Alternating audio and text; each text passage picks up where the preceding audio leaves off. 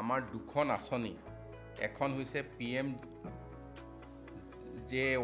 আৰু MMJAY, প্ৰধানমন্ত্ৰীৰ জন আৰোগ্য আঁচনি আৰু মুখ্যমন্ত্ৰীৰ জন আৰোগ্য আঁচনি।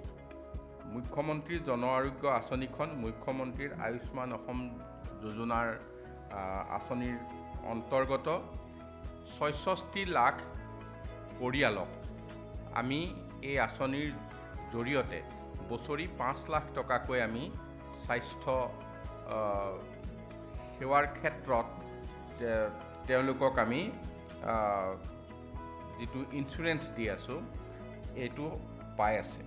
গতিকে এই দুইখন আঁচনিৰ ক্ষেত্ৰত আজি আমাৰ অটল অমৃত ছ'চাইটিয়ে এই দুইখন আঁচনি অসমত ৰূপায়ণ কৰি আছে আৰু আজি তাৰ বাবে ৩৭৫ কোটি টকা এই আঁচনিৰ কাৰণে মুকলি কৰি দিয়া হৈছে, যাতে সকলো লোকে সুচাৰুৰূপে চিকিৎসালয়লৈ গৈ এই স্বাস্থ্য সেৱাৰ সুবিধা উপলব্ধ কৰিব পাৰে আৰু চিকিৎসালয়সমূহেও যাতে তেখেতসকলৰ ক'ৰবাত যদি অনাদায় টকা পইচা আছে সেইখিনি অতি সোনকালে পোৱাৰ কাৰণে এইটো আজি সিদ্ধান্ত লোৱা আছে।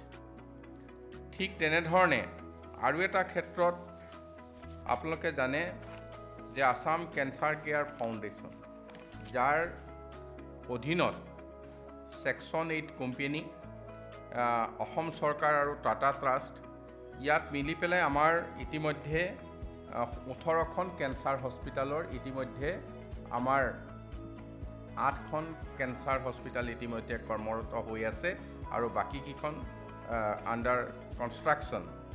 আৰু ইয়াৰ ভিতৰতে অসম চৰকাৰে তাত ২৫৩১ কোটি টকা দিবলৈ থিৰাং কৰিছিল আৰু টাটা ট্ৰাষ্টৰ পৰা ১১৮০ কোটি টকা দিয়াৰ কাৰণে থিৰাং কৰিছিল। ইয়াত অসম চৰকাৰে এতিয়ালৈকে ১,৪৭৫ কোটি টকা দিছে আৰু টাটা ট্ৰাষ্টে ৬২৩ কোটি টকা দিছে। গতিকে অসম চৰকাৰে আজি পুনৰ ২০০ কোটি টকা ইতিমধ্যে মুকলি কৰি দিছে কেঞ্চাৰ কেয়াৰ ফাউণ্ডেশ্যনৰ কাৰণে, যিখিনি কেঞ্চাৰ কেয়াৰ হস্পিটাল নিৰ্মাণৰত অৱস্থাত আছে তৎকালীনভাৱে এইখিনি নিৰ্মাণ সম্পূৰ্ণ কৰিবৰ বাবে।